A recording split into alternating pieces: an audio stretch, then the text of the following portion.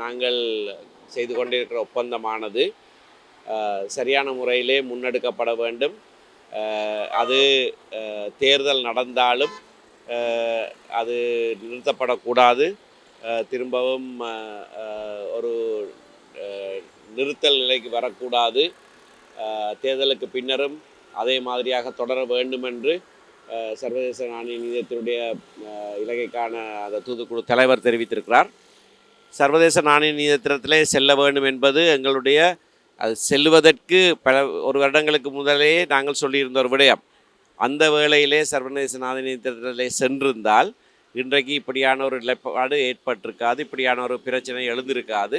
ஏனென்றால் நீண்ட தூரம் நாங்கள் சர்வதேச நாணய நிதியத்தோடு பயணித்திருப்போம்.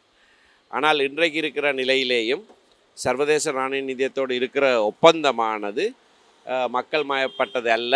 அதிலே பலவிதமான பிரச்சனைகள் இருக்கிறது. அந்த ஒப்பந்தம் மீள பார்க்கப்பட வேண்டும் என்பது பல அரசியல் கட்சிகளுடைய நிலைப்பாடாக இருக்கிறது. ஆகையினாலே தேர்தலுக்கு பிறகு அப்படியான ஒரு சூழ்நிலை எழுந்தாலும் எழலாம். எப்படியா இருந்தாலும் சர்வதேச நாணய நிதியத்தோடு மக்களுக்கு பயனுள்ள வகையிலே தான் எந்த விதமான பொருளாதார முன்னெடுப்பும் நடைபெற வேண்டும்.